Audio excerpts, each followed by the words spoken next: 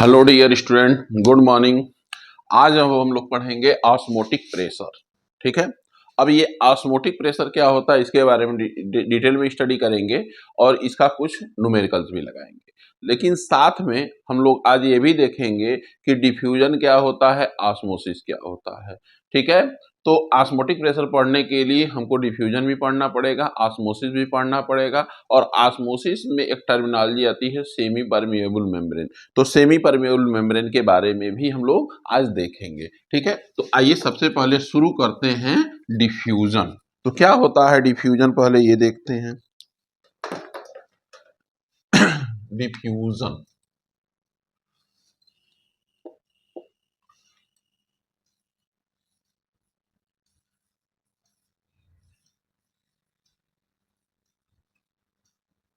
तो देखिए, डिफ्यूजन उसको कहा जाता है कि movement of molecule from higher concentration to lower concentration. अब इसमें किसी भी तरीके का हिंड्रेंस नहीं रहता, कोई सेलेक्टिविटी नहीं रहती, जबकि आप ऑस्मोसिस में पढ़ेंगे वहां सिलेक्शन होगा। तो इसको हम लिखते हैं मूवमेंट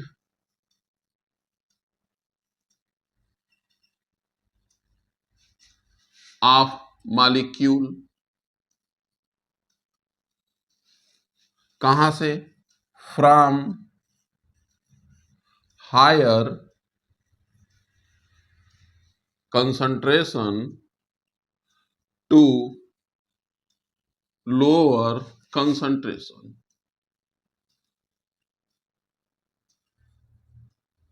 ठीक है। अब हम कंसंट्रेशन के टर्म में देख रहे हैं।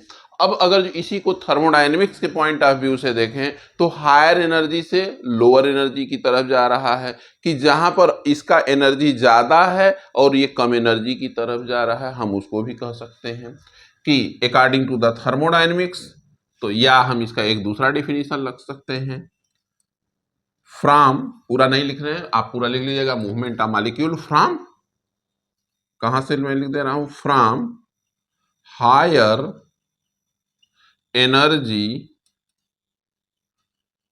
To lower energy. भाई अपना एनर्जी क्या कर रहे हैं, कम करना चाह रहा है। ठीक है।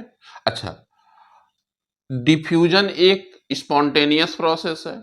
तो थर्मोडायनेमिक्स के पॉइंट ऑफ व्यू से हम ये भी कह सकते हैं कि ये अपना एंट्रोपी इंक्रीज कर रहा है, यानी lower entropy to higher entropy की तरफ जा रहा है। तो डिफ्यूजन क्यों हो रहा है? To increase the entropy. ठीक है।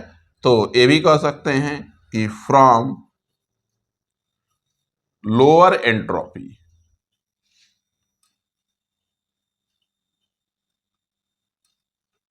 To higher entropy. एंट्रोपी क्या हो रही है? बढ़ रही है। लोअर एंट्रोपी से हायर एंट्रोपी की तरफ ये जा रहे हैं। ठीक है। इसमें किसी भी तरीके का कोई भी हिंड्रेंस नहीं रहेगा। और इसके कुछ एग्जाम्पल देखते हैं कि जैसे कि परफ्यूम को जो है, परफ्यूम के बंद बोतल को आप एक कमरे में खोल दीजिए, एक ओपन स्पेस में खोल दीजिए, तो वो क्या होगा, परफ्यूम के मॉलिक्यूल जो है बोतल से निकल करके पूरे कमरे में फैल जाएंगे। तो एग्जाम्पल एक ले लीजिए, बहुत पुराना एग्जाम्पल है ये। For example, spreading of perfume molecule, perfume from बोतल to whole room, whole room. ठीक है। इसके अलावा आप दूसरे भी एग्जाम्पल ले सकते हैं। मान लीजिए तो हमने एयर में रखा, लिक्विड में ले लीजिए, KMnO4, मतलब कोई भी कलर्ड कंपाउंड ले लीजिए और वो वाटर में सॉल्युबल अगर जो रहेगा तो वो भी एग्जाम्पल हो जाएगा डिफ्यूजन का। ठीक है। तो KMnO4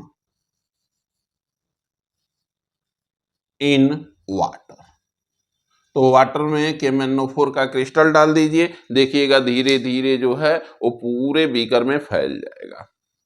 ठीक है। तो ये तो रहा आपका डिफ्यूजन। अब आइए देख लेते हैं ऑस्मोसिस क्या चीज होता है।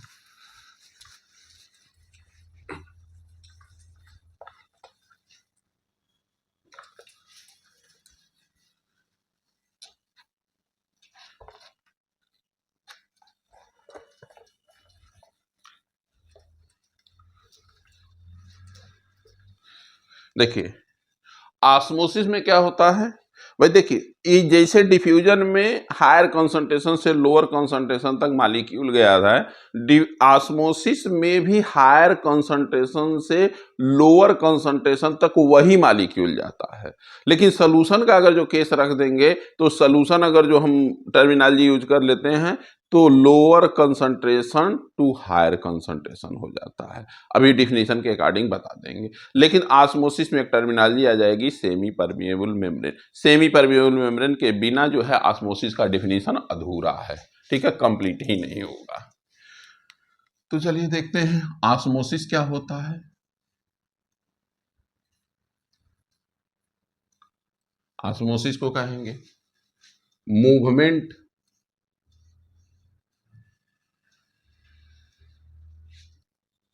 Of solvent molecule from higher concentration, देखिए higher concentration of solvent to lower concentration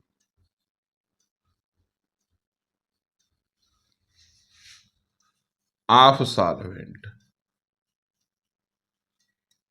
via semi permeable membrane.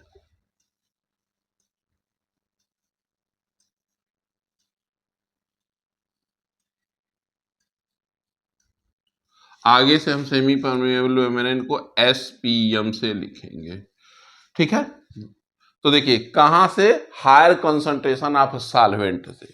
जैसे एग्जांपल ले लीजिए, आप घर में किशमिश बहुत फुलाते होंगे, पानी में रेजिन डाल दीजिए, वही किशमिश कहलाता है। तो पानी में अगर जो रेजिन डालेंगे तो पानी जो है क्या करेगा, बाहर से अंदर की तरफ आएगा। तो बाहर कंसंट्रेशन क्या है, पानी का ज्यादा है, और अंदर जो किशमिश के अंदर है वो क्या है भाई, वो हायर कंसंट्रेशन सोल्यूशन है। और ये बाहर पानी ज्यादा है, अंदर पानी कम है। तो होगा क्या, एक किशमिश जो है पानी जो है बाहर से लेकर के अंदर की तरफ ये फूल जाएगा, ठीक है। तो ये ऑस्मोसिस का एग्जांपल है। और मेम्ब्रेन की तरह उसका जो छिलका होता है वो मेम्ब्रेन की तरह काम करता है, ठीक। अगर जो हम इसका डेफिनेशन सॉल्यूशन के पॉइंट ऑफ व्यू से रखें तो देखिए यहां सब कुछ सेम रहेगा, जैसे कि हायर कंसंट्रेशन ऑफ सॉल्वेंट की जगह लोअर कंसंट्रेशन ऑफ सॉल्यूशन हो जाएगा। दूसरा डेफिनेशन देख लीजिए, सब कुछ रहेगा वही, movement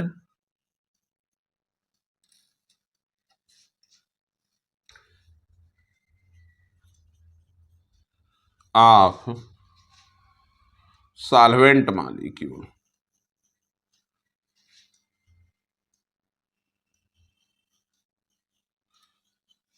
from lower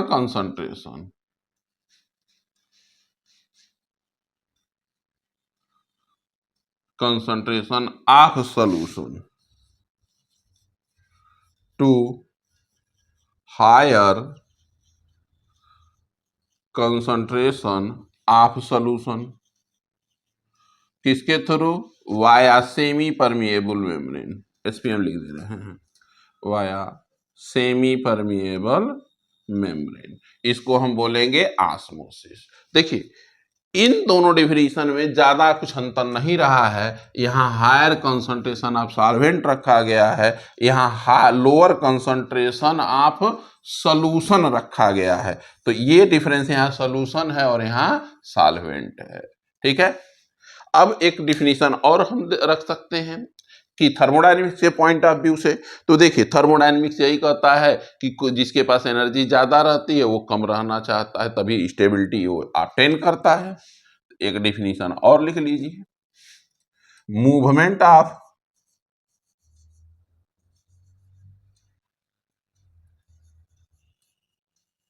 solvent molecule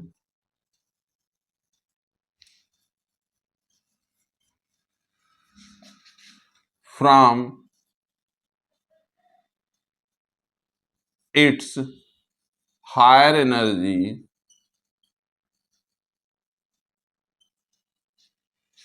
to lower energy,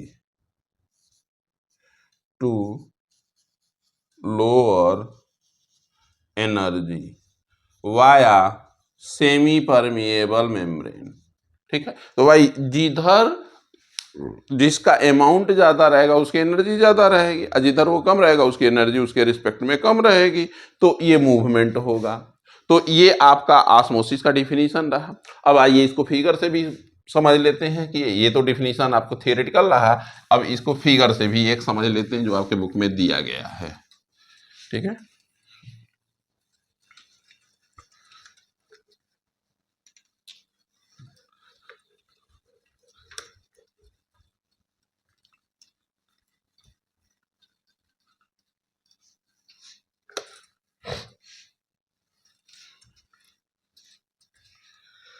देखिए मान लीजिए एक कोई कंटेनर है और इसमें लगा दिया गया है एक एसपीएम।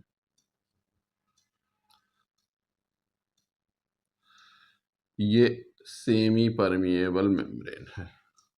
ठीक, अब इधर जो है आप एक ऐसा सॉल्यूशन ले लीजिए कि जिसका कंसंट्रेशन कम हो। ठीक है, मान लीजिए ये कोई डाइल्यूट शुगर सॉल्यूशन है। अच्छा, डाइल्यूट भी ले सकते हैं या हम प्योर वाटर भी ले सकते हैं। देखिए ऑस्मोसिस के केस में हम डाइल्यूट सॉल्यूशन भी ले सकते हैं, सॉल्वेंट भी ले सकते हैं डिफिनीशन के तौर पर, लेकिन जब आगे हम ऑस्मोटिक प्रेशर पढ़ेंगे वहां पर पूरी तरीके से स्ट्रिक्ट है कि आप सॉल्वेंट ही लेंगे और एक तरफ सॉल्यूशन लेंगे। ठीक है, और इधर एक तरफ सॉल्यूशन और एक तरफ सॉल्वेंट, या दोनों तरफ सॉल्यूशन, लेकिन कंसंट्रेशन वेरी करना चाहिए। ठीक है, मान लीजिए इधर एक शुगर सॉल्यूशन है, लेकिन इधर जो शुगर सॉल्यूशन है इसका कंसंट्रेशन ज्यादा है, तो इधर हम लिख लेंगे कंसंट्रेटेड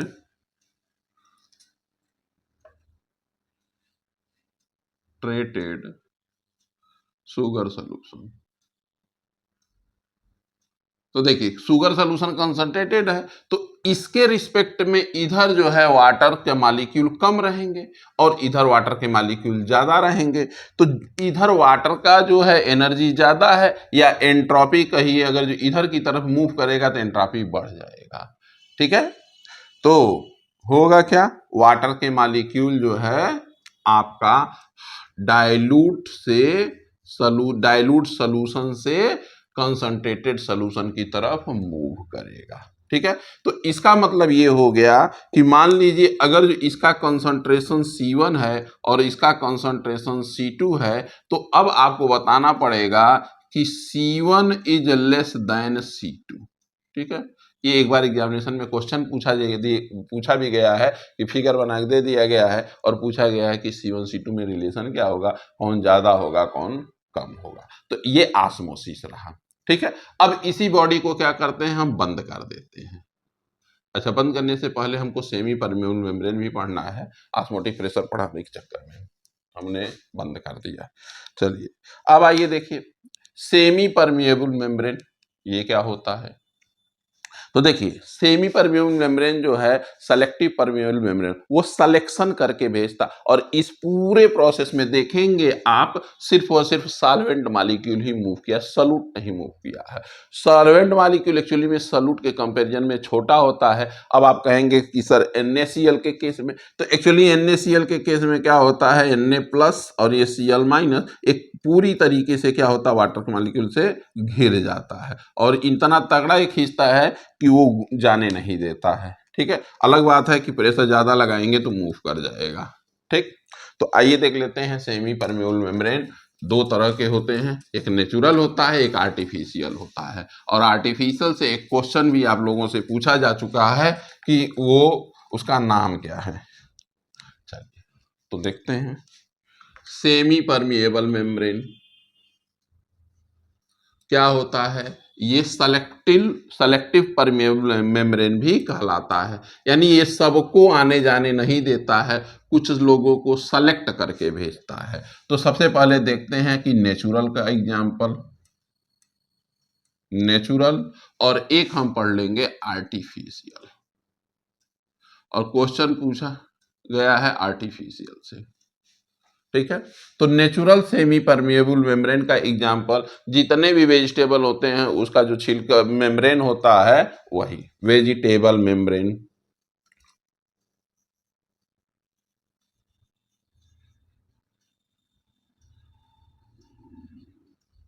अच्छा, दूसरा एनिमल का एग्जाम्पल, तो एनिमल का मेम्ब्रेन का सबसे बढ़िया एग्जाम्पल है पिग ब्लैडर, ये पूछा भी गया है, पिग ब्लैडर मेम्ब्रेन, ठीक है। और जब आप लोग अंडा खाते हैं, जो लोग मतलब अंडा खाते हैं उनके लिए है कि जब आप बॉयल करके उसको छीलते हैं तो देखते होंगे कि जो हार्ड कवरिंग होता है उसके अंदर जो होता है एक पतली सी झिल्ली मिलती है, वही प्लाज्मा मेम्ब्रेन होता है। तो हम ये बोलेंगे एग मेम्ब्रेन।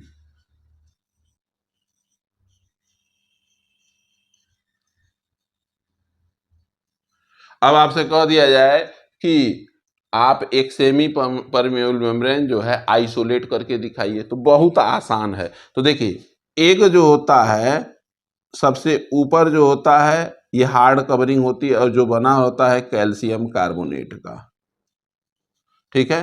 और कैल्शियम कार्बोनेट के जस्ट नीचे जो होता है ये जो पतली सी झिल्ली रहती है जो रेड कलर से मैं यहाँ दिखा रहा हूं, यही प्लाज्मा मेम्ब्रेन होता है। पूरा लिख दे रहा हूं शॉर्ट फॉर्म में, प्लाज्मा मेम्ब्रेन, ठीक है। तो अगर जो हमको प्लाज्मा मेम्ब्रेन को आइसोलेट करना रहे तो अंडे को क्या करिए, किसी डाइल्यूटेशन, कंसंट्रेटेड में मत रखिएगा क्योंकि बहुत तेजी से रिएक्शन होगा, तो डाइल्यूट में रखना ज़्यादा सेफ है।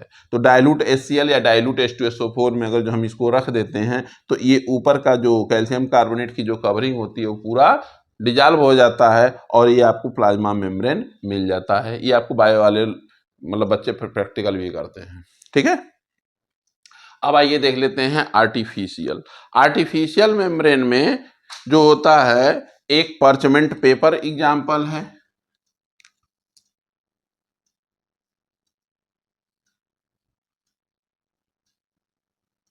पर्चमेंट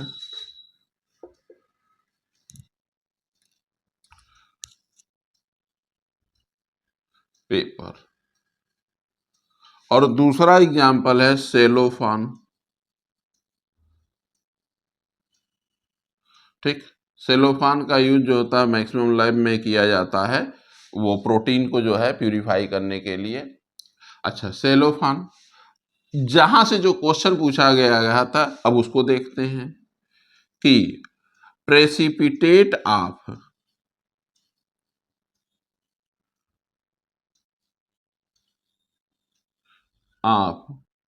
फ्रेशली प्रेसिपिटेट ऑफ, थोड़ा सा फ्रेशली प्रेसिपिटेट होना चाहिए, क्या होना चाहिए, फ्रेश, एकदम ताजा ताजा, fresh precipitate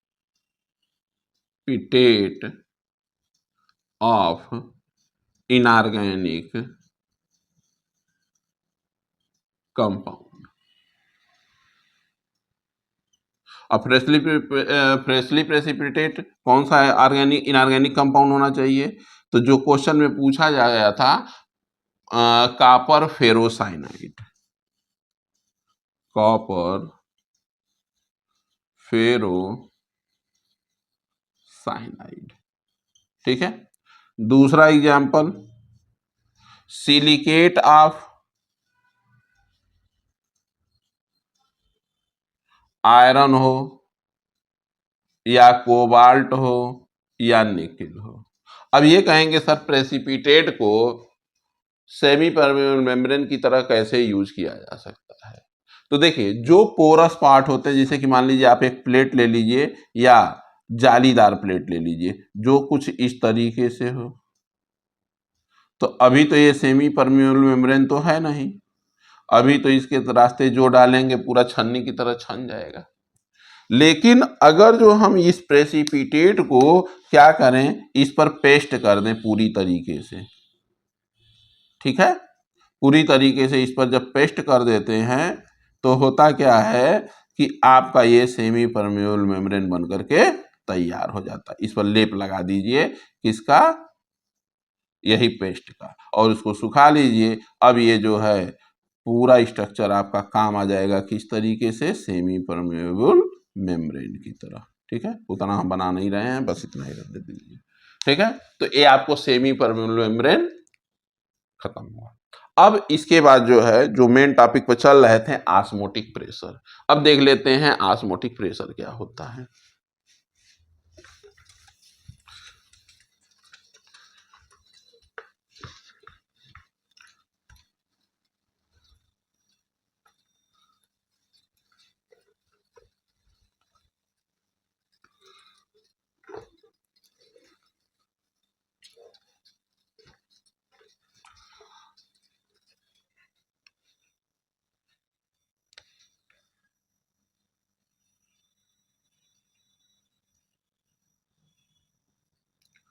osmotic pressure,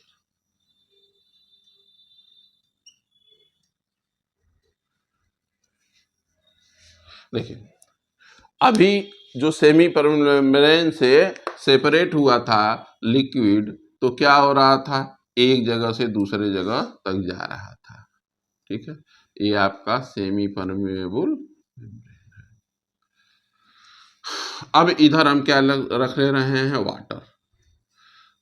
osmotic pressure का जब भी डिफिनीशन दीजिएगा तो प्योर सॉल्वेंट रखिएगा, तो इधर वाटर रख लीजिए और इधर क्या रख लीजिए, शुगर सोल्यूशन। कोई जरूरी नहीं है शुगर सोल्यूशन, आप नमक भी रख सकते हैं, कोई जरूरी नहीं है हमेशा मुंह मिठाई रखिए, नमकीन भी कर सकते हैं। ठीक, तो देखिए अगर जो हम नॉर्मली छोड़ दें, तो ये एसपीएम है, नॉर्मली छोड़ देंगे तो क्या होगा, ये वाटर के मॉलिक्यूल इधर जाता है तो इधर से इधर होगा, तो ऑस्मोसिस होगा। ले इसी ऑस्मोसिस को रोकना है। अब क्या करें, हम इधर एक पिस्टन लगा दें और इधर प्रेशर पी लगा दें, और प्रेशर जो पी लगाएंगे हम इसको बोलेंगे पी नॉट ए। ठीक है, तो पी नॉट ए लगाएंगे तो इधर जब हम प्रेशर लगाएंगे तो ये शुगर सोल्यूशन क्या करेगा, इस मेम्ब्रेन पर प्रेशर लगाएगा, तो जो ये वाटर मॉलिक्यूल हैं अब इधर से इधर नहीं जाएंगे और रुक जाएंगे।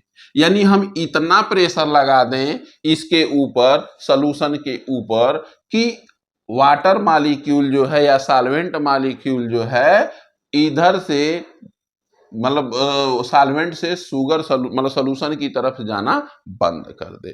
तो वही जितना प्रेशर होगा, यही जो एक्सटर्नल प्रेशर होगा, इसी को बोलेंगे एक्सटर्नल ऑस्मोटिक प्रेशर। ठीक है, तो अब इसका डेफिनेशन देखते हैं इसके अकॉर्डिंग। देखिए, द मिनिमम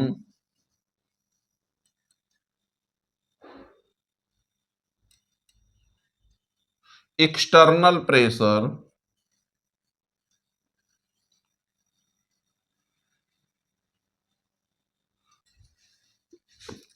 इसको इधर करते हैं, minimum external pressure on the solution. देखिए सोल्यूशन पर लगाया जा रहा है, ऑन द सोल्यूशन क्या रोक रहा है, विच प्रिवेंट, रोक रहा है क्या, osmosis, which prevent osmosis.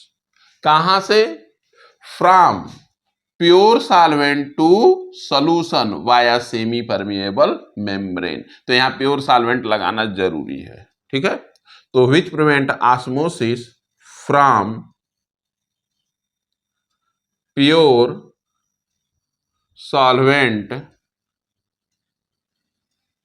To solution, किसके through, via semi permeable membrane. जहां सेमी परमेबल मेम्ब्रेन रहना जरूरी है, यानी ऑस्मोसिस को रोकना है। अब इसी टर्मिनोलॉजी को थोड़ा हम दूसरे भाषा में बात कर सकते हैं। भाई हम सॉल्यूशन की जगह हम क्या कर सकते हैं कि हम ये भी बोल सकते हैं कि ऑस्मोसिस की जगह movement of solvent molecule from pure solvent to solution via semi permeable membrane. तो अब दूसरा डेफिनेशन देख लीजिए, इसी में सब कुछ सेम रहेगा, वही लिखेंगे the minimum external pressure,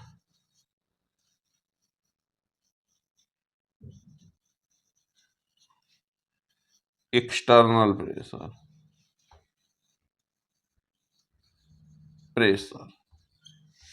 which prevent the entry of किसका, सॉल्वेंट मॉलिक्यूल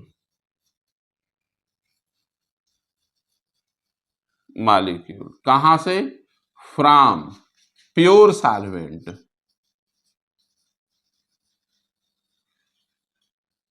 टू सॉल्यूशन, किसके through, via semi permeable membrane. ठीक है, तो ये तो रहा आपका ऑस्मोटिक प्रेशर का डेफिनेशन। अब जरा एक इमेजिन करिए, इस प्रेशर को और बढ़ा दीजिए। भाई इतना प्रेशर बढ़ाया कि इधर से वाटर मॉलिक्यूल नहीं जा रहा है, और प्रेशर बढ़ा देंगे तो होगा क्या, शुगर सॉल्यूशन में जो वाटर मॉलिक्यूल है अब इधर से इधर की तरफ आना चालू कर देंगे, यानी हायर कंसंट्रेशन से लोअर कंसंट्रेशन की तरफ वाटर मॉलिक्यूल आना चालू कर देंगे, और उसी को हम लोग बोलते हैं रिवर्स ऑस्मोसिस। ठीक है, तो यहीं पर रिवर्स ऑस्मोसिस भी लिख लीजिए।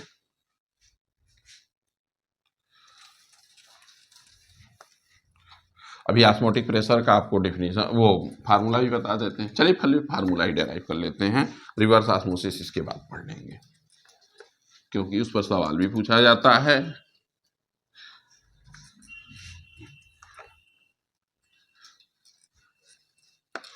देखिए, जो ऑस्मोटिक प्रेशर है उसको रिप्रेजेंट किया जाता है पाई से, हर बुक में यही दिया गया है। और वास्तव में कहिए कि जो ऑस्मोटिक प्रेशर होता है pi V equal to n R T, जो आइडियल गैस इक्वेशन है बस वही है, वहां P V equal to n R T है, यहाँ पर क्या है, pi V equal to n R T. ये क्वेश्चन लगाने के पॉइंट ऑफ व्यू से बता रहा हूं, लेकिन थियरी भी पढ़ना थोड़ा जरूरी है, इसलिए पढ़ा दिया गया। ठीक है, तो चलिए, ऑस्मोटिक प्रेशर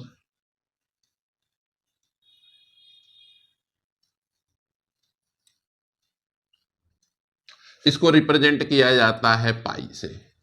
और ऑस्मोटिक प्रेशर जो है, अभी आपने देखा कि सॉल्यूशन के कंसंट्रेशन पर डिपेंड करता है, तो directly proportional to the molar concentration of the solution, कितना मोल्स है। और मोल्स को हम लिख सकते हैं number of moles divided by volume of solution. और वॉल्यूम ऑफ सॉल्यूशन किस में होना चाहिए, लीटर में होना चाहिए। ठीक है, अच्छा, क्योंकि आपको जो है केमिस्ट्री में सीजीएस सिस्टम का यूज करते करते ये लोग भूल जाते हैं, लोग एमएल में कर देते हैं। ठीक है, तो गलती हो जाती है। और यूनिट भी जो क्वेश्चन में दिया रहता है सेंटीमीटर क्यूब दिया रहता है, अब बच्चा वहां भी कंफ्यूज। तो सेंटीमीटर क्यूब का मतलब होता है 1 सेंटीमीटर क्यूब मतलब 1 ml होता है। ठीक है, और 1 ml इक्वल टू 10⁻³ लीटर होता है। ठीक है, तो इसका जब क्वेश्चन लगाइएगा तो वहां ध्यान रखिएगा। चलिए, तो pi is directly proportional to temperature, और टेम्परेचर किस में रहना चाहिए, केल्विन में। देखिए कैपिटल टी लिखा हूं। ठीक, यानी osmotic pressure is directly proportional to molar concentration and temperature. अब प्रोपोर्शनैलिटी कांस्टेंट हटाएंगे तो क्या लगाएंगे, आर एम टी। अच्छा, पाई इक्वल टू, भाई एम की जगह एम आर टी कर दीजिए, और एम की जगह क्या कर दिए, n by V R T, और वी को इधर भेज दीजिए, तो पाई भी equal to n R T.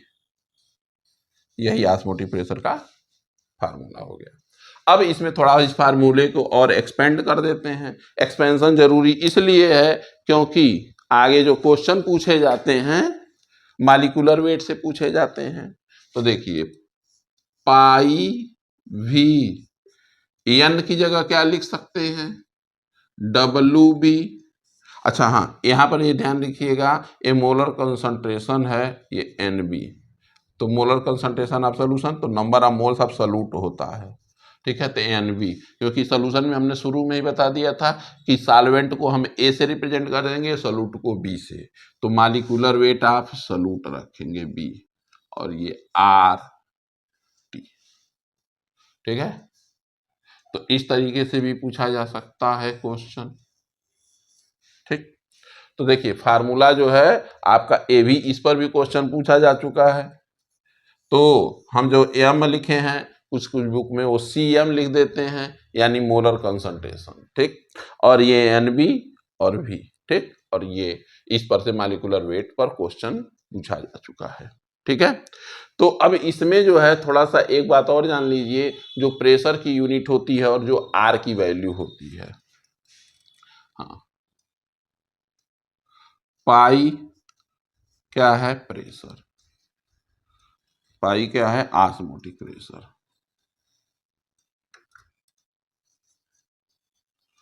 Osmotic pressure,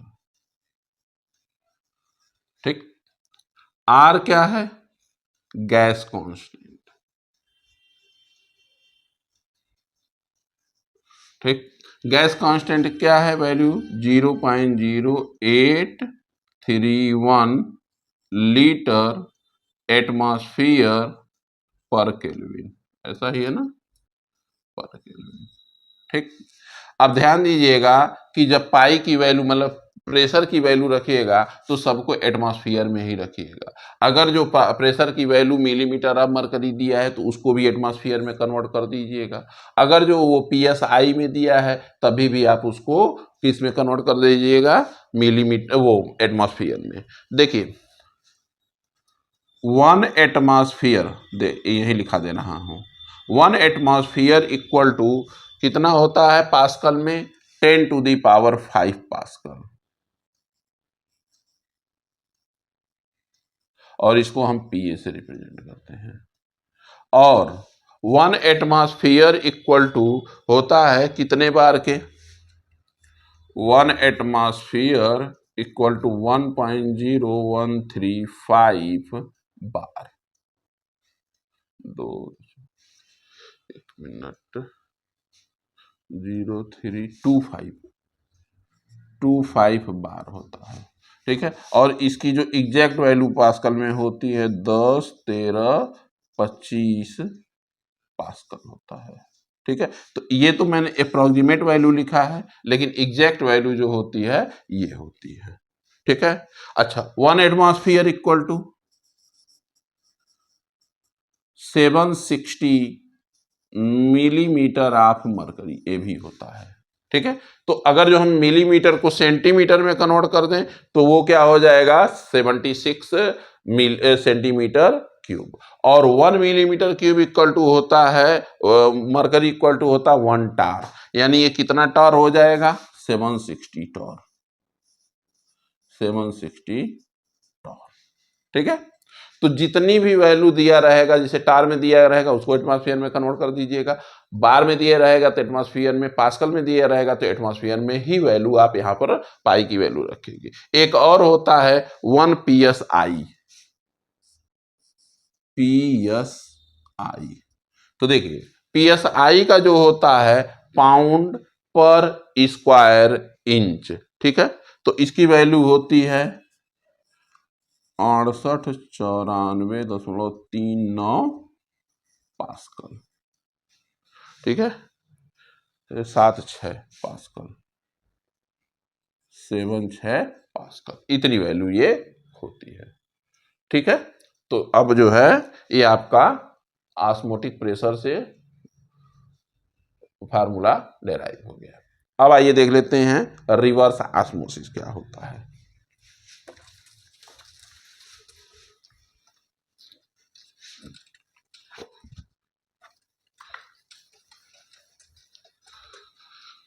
ये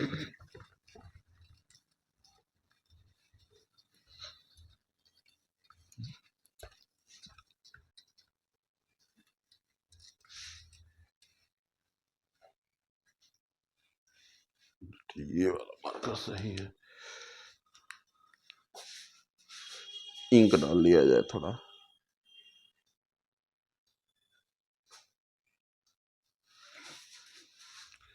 अब हम लोग पढ़ते हैं रिवर्स ऑस्मोसिस।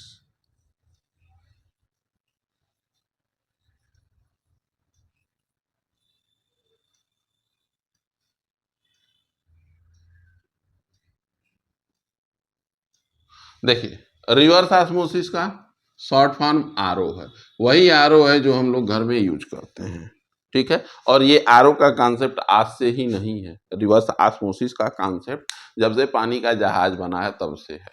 पहले के लोग क्या करते थे कि पहले इतना एडवांस टेक्नोलॉजी तो था नहीं भाई। देखिए, पानी का जहाज लोग ऐसे बनाते थे, तो गलत बन गया भाई, पानी का जहाज लोग ऐसे बनाते थे, और ये जो है ये पानी में डूबा रहता था इतना पोर्शन, तो यहाँ पर क्या करते थे, यही मेम्ब्रेन लगा देते थे, सेमी परमेबल मेम्ब्रेन। तो मेम्ब्रेन क्या रहता, किसी जानवर का ब्लैडर ही रहता था। तो जब ये नाव आगे, मतलब शिप जो है आगे बढ़ती थी, तो प्रेशर पड़ता था, तो जो समुद्र का पानी रहता था वो इसके एक डैक, मतलब कंटेनर में भरता रहता था, तो लोग पानी पीने के लिए यूज करते थे। तो ऑस्मोसिस का, रिवर्स ऑस्मोसिस का कॉन्सेप्ट आज का नहीं है, ठीक है। तो आइए देखते हैं क्या होता है, थोड़ा इसको और एडवांस फिगर में बनाते हैं।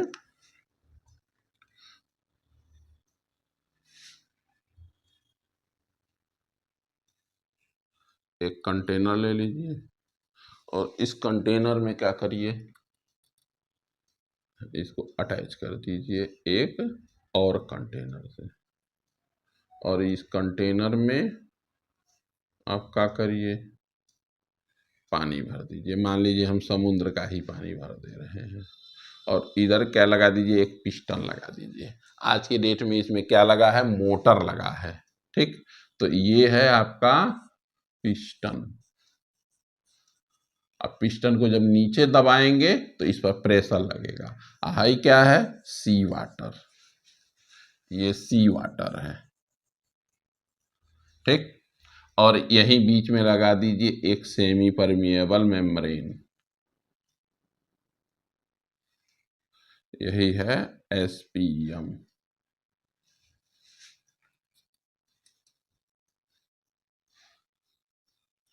ठीक। आरओ मशीन वाले वही मेम्ब्रेन बेचते हैं, वो सेमी परमेबल मेम्ब्रेन ही रहता है। अब इसमें जो है पूरा का पूरा क्या है, सी वाटर है, ठीक।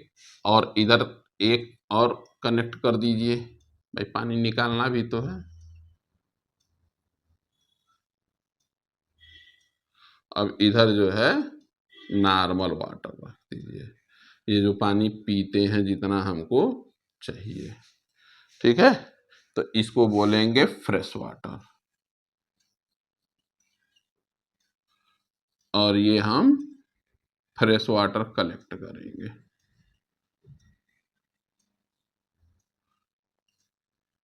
कलेक्ट करेंगे, इसके थ्रू जाएगा। तो देखिए हुआ क्या भाई, सी वाटर है, और अगर जो प्रेशर नहीं लगाएंगे तो फ्रेश वाटर जो है सी वाटर की तरफ आएगा, ऑस्मोसिस होगी।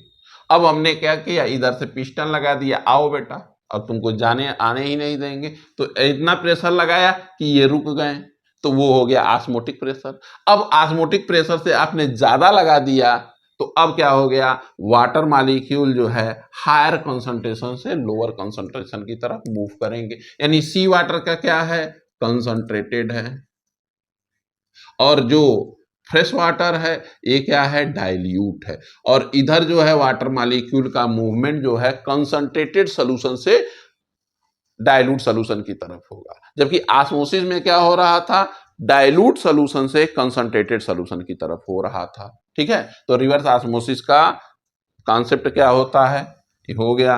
अब आइए इसका थोड़ा थियरी लिख लेते हैं। क्या लिखेंगे, when we apply external pressure pressure more than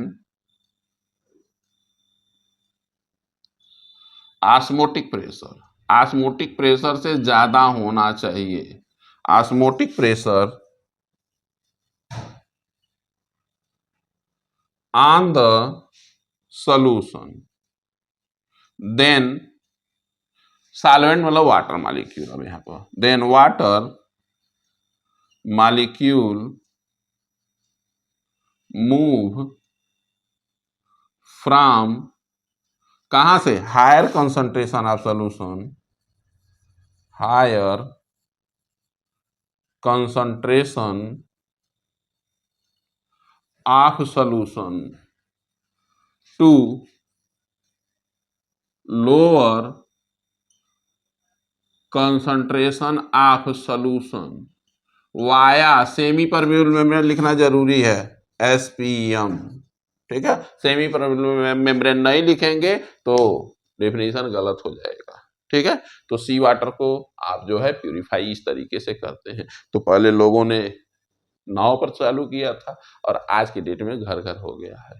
ठीक है, चलिए अब ये आपका हो गया क्या, रिवर्स ऑस्मोसिस। अब ऑस्मोटिक प्रेशर पर कुछ नहीं, अभी जो है आप लोगों को कुछ सॉल्यूशन भी पढ़ा दिया जाए, कुछ आइसोटोनिक सॉल्यूशन, हाइपरटोनिक सॉल्यूशन और हाइपोटोनिक सॉल्यूशन क्या होता है।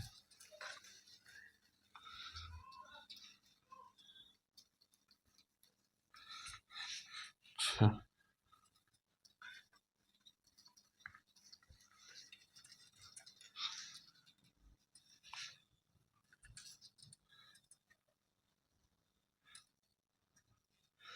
देखिए कुछ डेफिनेशन है, जैसे कि आइसोटोनिक सॉल्यूशन,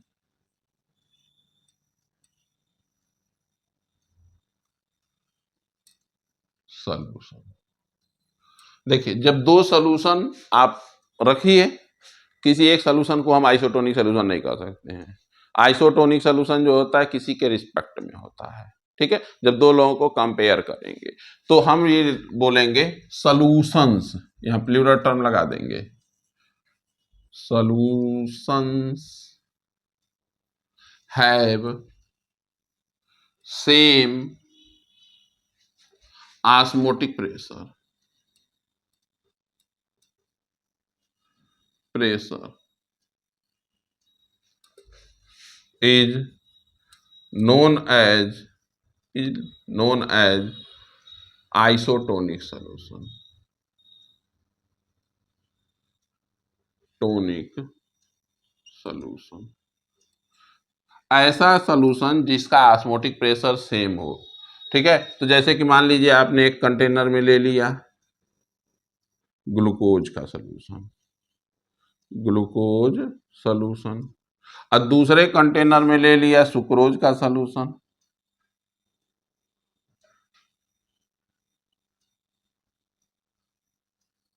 या मन करे तो NaCl ले लीजिए, चाहे बगल में एक HCl वाला ले लीजिए। अगर जो ऑस्मोटिक प्रेशर सबका सेम है तो ये सोल्यूशन जो होंगे क्या होंगे, ऑस्मोटिक सोल्यूशन होंगे, आइसोटोनिक सोल्यूशन होंगे। ठीक है, और आइसोटोनिक सोल्यूशन के कॉन्सेप्ट पर ही हम लोगों को जो वो बॉटल ड्रिप चढ़ाया जाता है जब बीमार पड़ते हैं, तो वो आइसोटोनिक सोल्यूशन होता है। एक्चुअली में 0.9% NaCl होता है वो। ठीक है, या मतलब 0.9% NaCl के ऑस्मोटिक प्रेशर के बराबर जो सोल्यूशन रहता है, नहीं तो पता चलेगा कि आरबीसी जो है या तो बस्ट कर जाएगा या तो श्रिंक कर जाएगा। ठीक है, तो वही आइसोटोनिक सोल्यूशन होता है। अब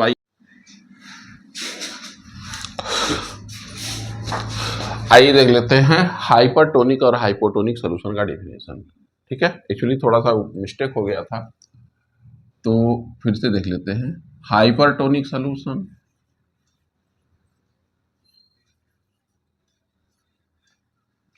सोल्यूशन, ठीक है, तो हाइपरटोनिक सोल्यूशन होता है the solution having more osmotic pressure, more osmotic pressure, तो देखिए हाइपरटोनिक, हाइपोटोनिक या आइसोटोनिक का कंपैरिजन आप अकेले सॉल्यूशन के लिए नहीं कर सकते हैं, दो या दो से ज्यादा सॉल्यूशन का कंपैरिजन करेंगे, ठीक है। और ये कोई जरूरी नहीं है कि एक बार जो है हाइपरटोनिक सॉल्यूशन हो गया तो हमेशा हाइपरटोनिक ही रहेगा, वो हाइपोटोनिक भी हो सकता है किसी दूसरे के कंपैरिजन में, ठीक है। तो the solution having more osmotic pressure known as hypertonic solution. अब हाइपोटोनिक क्या होता है उसको देख लीजिए, हाइपोटोनिक सॉल्यूशन। तो hypotonic, the solution having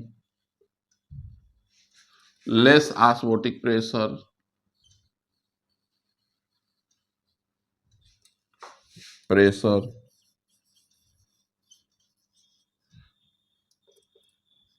is known as hypotonic solution, ठीक है। अब आइए एग्जांपल रख देते हैं आरबीसी का और शुगर NaCl सॉल्यूशन का, ठीक है।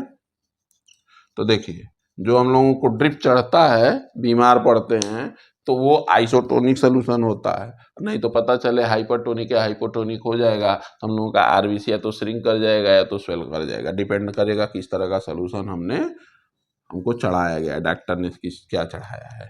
तो अगर जो इस सॉल्यूशन का कंसंट्रेशन 0.9% से ज्यादा होगा, यानी ये सॉल्यूशन ज्यादा कंसंट्रेटेड है, ठीक है। तो कंसंट्रेटेड होगा 0.9% से, तो ये आरबीसी का जो मटेरियल होगा, मतलब वाटर जो है अंदर से बाहर जाना चालू कर देगा और ये श्रिंक कर जाएगा, यानी ये आरबीसी के अंदर का जो सॉल्यूशन है वो कैसा होगा, हाइपोटोनिक होगा, ठीक है। और ये बाहर क्या होगा, ये हाइपरटोनिक होगा, ठीक है। तो अंदर जो है हाइपोटोनिक है और बाहर हाइपरटोनिक, कब, जब 0.9% से ज्यादा रहा। अब मान लीजिए ये भी तो हो सकता है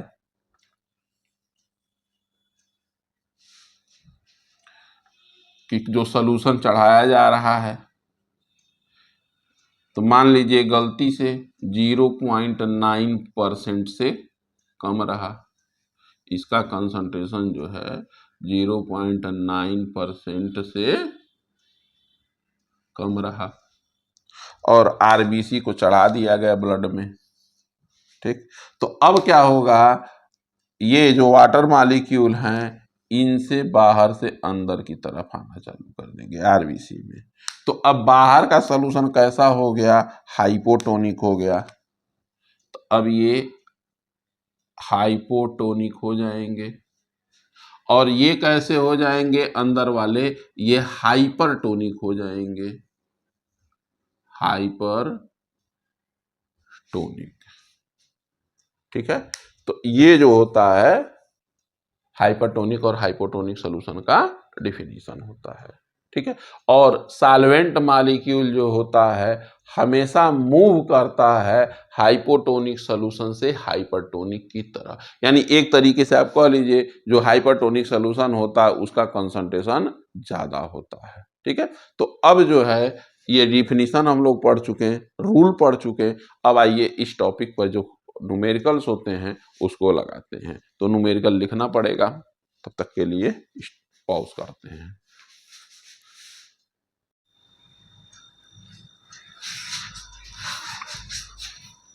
चलिए एक इसमें दो क्वेश्चन हमने लिख लिया है, तो पहला क्वेश्चन देखते हैं। देखिए क्वेश्चन ये है कि 200 centimetre cube of an aqueous solution of a protein contain 1.26 gram of protein, the osmotic pressure of such a solution at 300 kelvin is found to be 2.57 into 10 to the power -3 बार।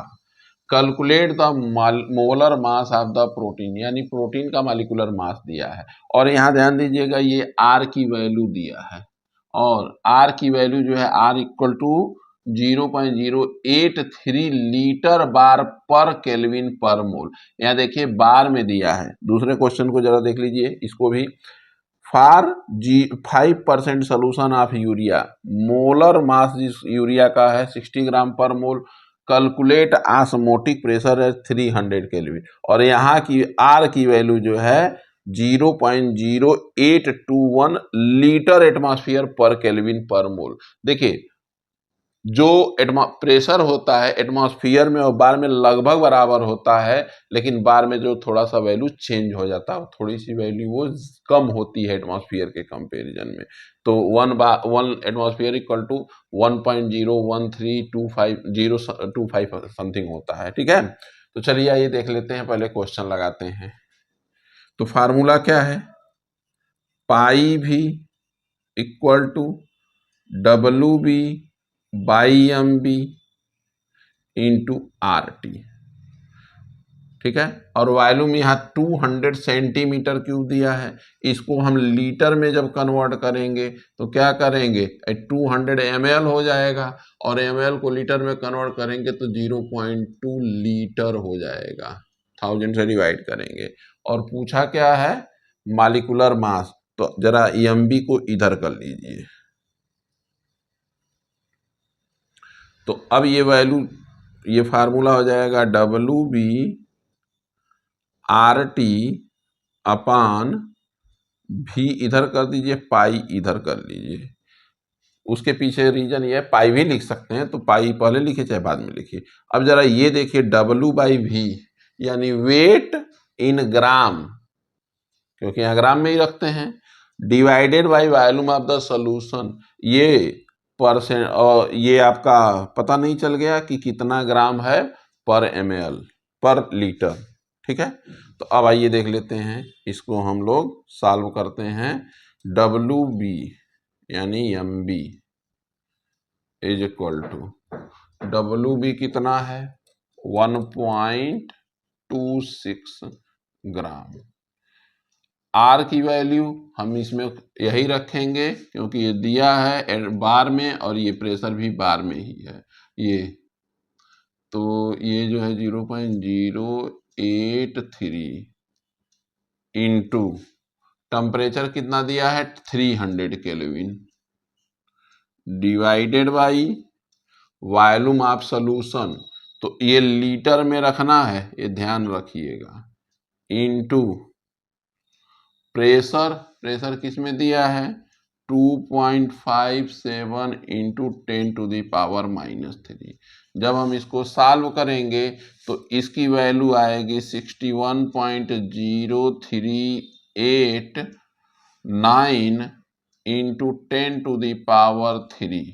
अब इसको convert करेंगे तो 6103 है 8.9, तो हम 8 को 9 लिख देते हैं। ठीक है, और ये मॉलिक्यूलर मास है तो इसको हम लिखेंगे ग्राम पर मोल। ठीक है, तो ये आपका फर्स्ट क्वेश्चन सॉल्व हो गया। अब आइए जो सेकंड क्वेश्चन है उसको सॉल्व करते हैं। तो इसके लिए इरेज करना पड़ेगा, ये क्वेश्चन को हम इरेज कर देते हैं।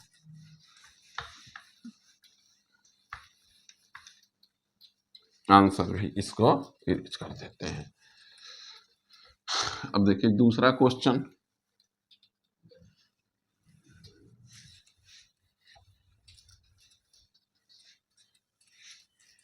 उसका आंसर इधर लगाते हैं। तो देखिए 5% सोल्यूशन का मतलब, देखिए यहाँ ये नहीं दिया है परसेंटेज वेट बाई वेट है कि परसेंटेज वेट बाई वॉल्यूम है कि वॉल्यूम बाई वॉल्यूम, नहीं दिया है, तो आप मान लीजिए 5% को वेट बाई वॉल्यूम ही मान लीजिए, मजबूरी है। ठीक है, क्योंकि अगर जो इसमें फंसेंगे तो क्वेश्चन नहीं लग पाएगा, क्योंकि कई बार क्वेश्चन ऐसे भी पूछा गया है, परसेंटेज दे दिया बताया ही नहीं गया है। ठीक है, तो हालांकि उनको देना चाहिए 5 ग्राम इन 100 ml सोल्यूशन। ठीक है, तो यहां जो है WB की वैल्यू 5 ग्राम हो जाएगी और V की वैल्यू 100 ml है, तो जिसको लीटर में कन्वर्ट करेंगे तो 0.1 लीटर हो जाएगा। ठीक है, तो वैल्यू रख दीजिए, सब कुछ आ जाएगा। पाई की ऑस्मोटिक प्रेशर ही पूछ रहा है, तो पाई इंटू 0.1 W/B, तो W भी 5 है। अच्छा, मालिकुलर मास दिया है, यूरिया है तो इसका 60 होता है। R की वैल्यू 0.0821 रखेंगे क्योंकि लीटर एटमॉस्फेयर पर केल्विन पर मोल दिया है, ठीक है, इंटू 300। टेम्परेचर कितना दिया है? 300 दिया है, ठीक है। तो पाई की वैल्यू निकाल लीजिए, ये 5 इंटू 0.0821 इंटू 300 और डिवाइडेड बाई 60 इंटू 0.1, ठीक है। तो इसका पूरा कैलकुलेशन करेंगे, जैसे मान लीजिए कर ही देते हैं, 5 इंटू 0.0821 इंटू 300, पहले ये 6 करते हैं, 0.1 से मल्टीप्लाई, तो ये कट जाएगा तो ये 50 हो जाएगा। अब इसमें जो है मल्टीप्लाई कर दीजिए तो ये 250 हो जाएगा, 50 का इससे मल्टीप्लाई करिए 0.0821। अब ये जब आप मल्टीप्लाई करेंगे तो ये आपका जो आंसर आ जाएगा 20.525 एटमॉस्फेयर प्रेशर, ठीक है। तो ये आपका दोनों क्वेश्चन लग गया। नेक्स्ट क्वेश्चन अब फिर से लिखते हैं। क्वेश्चन पूरा इसलिए लिखते हैं क्योंकि जब तक उस तरीके से भी किया जा सकता है कि वैल्यू दे दिया गया, पूरा थियरी लिखा ही नहीं गया, तो पूरा थियरी लिखने से ये फायदा होता है कि उसमें क्या क्या चीज़ें दी गई हैं, टेम्परेचर दिया गया है तो उसको नेगलेक्ट करना है कि नहीं करना है, तो जब थियरी पढ़े रहेंगे तभी कर सकते हैं, ठीक है। नहीं तो उस तरीके से आप क्वेश्चन करना चाहेंगे कि क्या कहते हैं कि वैल्यू रख दिए कि पाई की वैल्यू ये दिया है, एम की वैल्यू ये दिया है, तो उस तरीके से भी किया जा सकता है, लेकिन वो मेरे समझ से नहीं सही रहता है।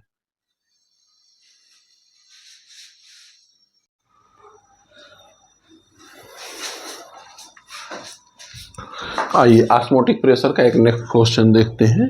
क्वेश्चन ये है कि solution containing 15 gram of urea, ठीक है, मोलर मास जो है 60 दिया है यूरिया का, per litre of solution in water है जो सेम ऑस्मोटिक प्रेशर यानी isotonic as a solution of glucose जिसका मोलर मास जो है 180 ग्राम है। यानी ये क्वेश्चन किस तरीके का है? आइसोटोनिक सॉल्यूशन का है। दो डिफरेंट सॉल्यूशन दिए गए हैं, एक ग्लूकोज दिया गया है और एक यूरिया दिया गया है। देखिए ये यूरिया है और इधर ग्लूकोज है। In water calculate the mass of glucose present in 1 litre, ठीक है। तो यानी सबसे पहले तो फार्मूला लिख लीजिए। फार्मूला क्या होता है? पाई भी इज इक्वल टू NRT होता है, तो N की जगह हम W लिख देते हैं और V लिख देते हैं और ये EMB लिख देते हैं, R और T। तो देखिए टेम्परेचर कांस्टेंट इसमें पूरा है और R भी कांस्टेंट है, यानी पूरा क्या क्या बचेगा? Pi V equal to WB upon MB और ये आपका कांस्टेंट हो जाएगा, ये RT जो है कांस्टेंट हो जाएगा, ठीक है। बस इतने ही में आपको सारा आंसर मिल जाएगा। तो देखिए सबसे पहले हम यूरिया दिया है तो यूरिया के लिए लिख देते हैं। तो यूरिया के लिए भाई ऑस्मोटिक प्रेशर कितना दिया है? कुछ दिया है? नहीं दिया है, चलिए कोई बात नहीं है। तो पाई की वैल्यू हम पाई ही रखते हैं। V की वैल्यू कितना दिया है? दोनों में 1 लीटर है तो 1 रखते हैं। WB की वैल्यू कितना दिया है? 15 ग्राम दिया है। अच्छा, EMB की वैल्यू 60 दिया है और ये कांस्टेंट मान लीजिए, ये RT की वैल्यू हम अभी RT ही लिख देते हैं, ठीक है, कंफ्यूजन ना रहे, ठीक। अब हम ग्लूकोज के लिए लिख लेते हैं। तो पाई दोनों में सेम है और वॉल्यूम भी दोनों में सेम है, तो इसका मालिकुलर कितना वेट दिया है ग्लूकोज का पूछ रहा है, तो WB किसका? ग्लूकोज का, और मालिकुलर मास 180 होता है और ये RT हो गया, ठीक है। तो या तो दोनों को पाई से बराबर कर दीजिए, या तो दोनों को मान लीजिए ये इक्वेशन नंबर 1 है और ये इक्वेशन नंबर 2 है। तो आप जैसे चाहिए, यानी पाई की वैल्यू दोनों में सेम कर दीजिए, यानी इसकी वैल्यू दोनों सेम कर दीजिए, या डिवाइड कर दीजिए, दोनों तरीके से आ जाएगा। तो चलिए हम डिवीजन कर लेते हैं 1/2। तो 1 इक्वेशन 1 को 2 से डिवाइड कर दीजिए। तो जब डिवाइड करेंगे तो ये वैल्यू जो है पूरी कट जाएगी, भाई डिवाइड कर दीजिए। तो ये 1 इज इक्वल टू, भाई ये कट गया, आर टी कट जाएगा, तो 15/60 बचा, डिवाइडेड बाई WB अपान 180 बचा। ठीक है। अब WB upon 180 is equal to हो जाएगा ये 15/60 और ये हो जाएगा 3। तो WB इज इक्वल टू ये आपका आ जाएगा, इससे मल्टीप्लाई हो जाएगा 45 ग्राम। ठीक है। तो आप चाहे डिवीजन से करके देख लीजिए इक्वेशन बना करके, या पाई की वैल्यू दोनों में सेम कर दीजिए, इसको दोनों को सेम कर देंगे, तभी भी आपका आंसर आ जाएगा, वो भी तरीका सही है। ठीक है। अब नेक्स्ट क्वेश्चन लिखते हैं।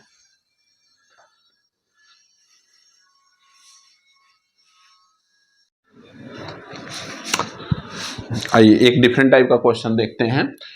लिखा है question, calculate the osmotic pressure of a solution containing 10 gram each glucose and sucrose in 1000 centimetre cube of a solution at 25 degree Celsius. और आर की वैल्यू जो दिया है 0.083 लीटर बार पर केल्विन पर मोल। देखिए यहाँ पर भी बार दे दिया, एटमॉस्फेयर दिया रहता तो 0.0821 रहता। अच्छा, क्वेश्चन क्या है, एक ही लीटर में आपका ग्लूकोज भी प्रेजेंट है और आपका सुक्रोज भी प्रेजेंट है। जैसा इसके पहले वाले क्वेश्चन में जो हम लोगों ने देखा था, यूरिया में और ग्लूकोज में जो आइसोटोनिक वाला सोल्यूशन, तो वो आइसोटोन मतलब ये जो टॉपिक हम लोग पढ़ रहे हैं कोलिगेटिव प्रॉपर्टी, और कोलिगेटिव प्रॉपर्टी जो होता है नंबर ऑफ पार्टिकल पर डिपेंड करता है। अब एक ही सोल्यूशन में भले दो कंपोनेंट मिलाए गए हैं, तो दोनों के लिए क्या करेंगे, हम इसके नंबर ऑफ पार्टिकल को ऐड कर देंगे। ठीक है। तो फार्मूला क्या होगा, ऑस्मोटिक प्रेशर पूछ ही रहा है, पाई इंटू वी जो है, देखिए 1000 सेंटीमीटर क्यूब है, और इसको जब आप कन्वर्ट करेंगे तो लीटर में, तो 1 लीटर हो जाएगा। ठीक है। अच्छा, नंबर ऑफ मोल्स, तो WB यानी ग्लूकोज का वेट अपान ग्लूकोज का मालिकुलर वेट जो होता है, कैलकुलेट कर लीजिएगा, ये 180 आता है। ठीक है। और कैलकुलेट क्या याद रहना चाहिए, ग्लूकोज का। सुक्रोज का जो होगा कितना होता है, 342 होता है। तो ए भी 10/342 इंटू RT। देखिए पाई भी इक्वल टू NRT होता है, तो R की वैल्यू 0.083 और T की वैल्यू 298 केल्विन। ठीक है। अब 10/120 ये आपका आ जाएगा 0.0555 प्लस, अब इसका जो है लगभग ये हाफ रहेगा, तो 0.02992 ये वैल्यू मल्टीप्लाई कर दीजिए इसको, तो 298 और इसका मल्टीप्लाई करेंगे तो ये 24 पॉइंट समथिंग आता है, 24.754 24.754। ठीक है। और इसमें ये 1 का मतलब नहीं रह जाएगा, पाई इक्वल टू 1 से डिवाइड करेंगे तो कोई मतलब नहीं है। तो पाई की वैल्यू जो आएगी 2.094, और यूनिट जो यहाँ रखिएगा बार रखिएगा, एटमॉस्फेयर मत रखिएगा, क्योंकि एटमॉस्फेयर रखेंगे तो वैल्यू कुछ और आएगी। ठीक है, इससे कम आएगी। ठीक है। तो अब फिर नेक्स्ट क्वेश्चन फिर लिखते हैं।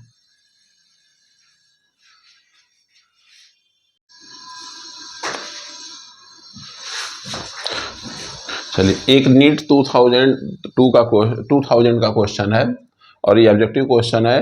तो क्वेश्चन ये है कि from colligative property of solution which one is the best method for determination of molecular weight of protein and polymer.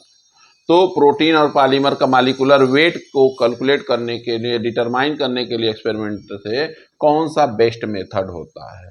ठीक है, तो देखिए इसमें ऑस्मोटिक प्रेशर करेक्ट है भाई। लोअरिंग ऑफ वेपर प्रेशर से आप नहीं कर सकते हैं। रही बात lowering of freezing point, lowering और एलिवेशन इन बॉइलिंग पॉइंट, तो देखिए इसमें एरर के चांस ज़्यादा होते हैं क्योंकि एग्जैक्ट मेजरमेंट जो होता है बहुत कम होता है। एलिवेशन इन बॉइलिंग पॉइंट या डिप्रेशन इन फ्रीजिंग पॉइंट आगे हम इसका पढ़ेंगे भी हम। और ऑस्मोटिक प्रेशर का जो मेजरमेंट होता है बर्कली एंड हार्टली मेथड से होता है। एक रास्ट मेथड होता है जिससे हम वेपर प्रेशर कैलकुलेट करते हैं, वो भी बहुत अच्छा इफेक्टिव मेथड नहीं, लेकिन सबसे बढ़िया मेथड जो होता है यही ऑस्मोटिक प्रेशर ही होता है। तो इसको याद कर लीजिएगा। ठीक है, अब आपका ऑस्मोटिक प्रेशर खत्म होता है। अब इससे जो क्वेश्चन रहेंगे या कोई डाउट रहेगा तो हमको कमेंट करिएगा। और इसके बाद जो है अभी हम पढ़ाएंगे आपको elevation in boiling point, depression in freezing point, और उसके बाद एक टॉपिक रह जाएगा एबनॉर्मल कोलिगेटिव प्रॉपर्टी। ठीक है, तो ये वीडियो अब फिर नेक्स्ट डे पर। Okay, thank you.